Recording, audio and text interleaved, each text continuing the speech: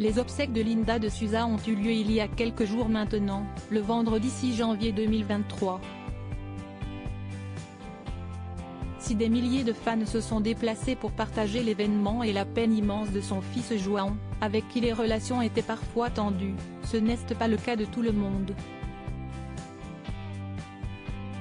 En effet, on a pu apercevoir son agent et exécuteur testamentaire, Fabien Lecoeuvre.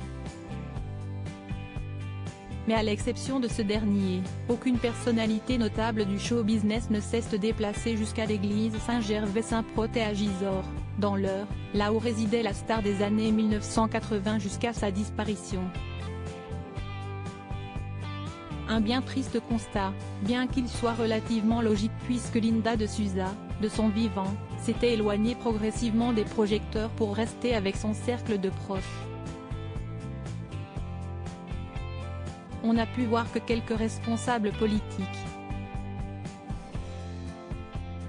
Si la dernière volonté de Linda de Souza alors qu'elle était vivante, à savoir pouvoir s'installer dans un couvent pour pouvoir finir sa vie paisiblement, n'a pu être respectée, celle de son fils João, elle, a été tenue.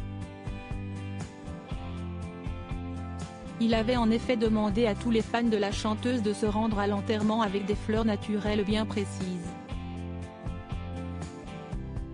Rappelons que la star franco-portugaise est décédée dans la matinée du 28 décembre dernier, seulement quelques heures après avoir été admise aux urgences pour une détresse respiratoire, à l'hôpital de Gisors, 27.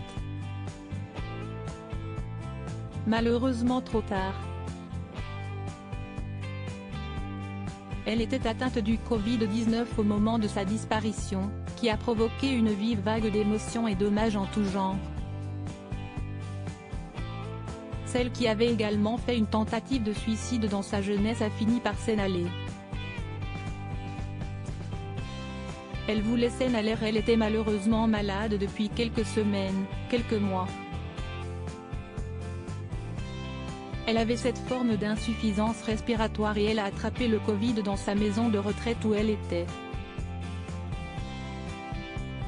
Et elle a été transférée ce matin, un peu tard à mon sens, avait ainsi déclaré son agent sur l'antenne de BFM TV. Sur nous, Fabien Lecoeuvre avait également déclaré « Elle voulait s'en aller. Elle m'avait demandé la semaine dernière de lui trouver un couvent, elle était devenue très religieuse, elle faisait ses prières pratiquement toutes les 2 heures. Elle voulait que je la mette dans un couvent pour avoir une retraite religieuse et finir son existence comme ça. Malheureusement, je n'ai pas eu le temps puisque la maladie a été plus forte.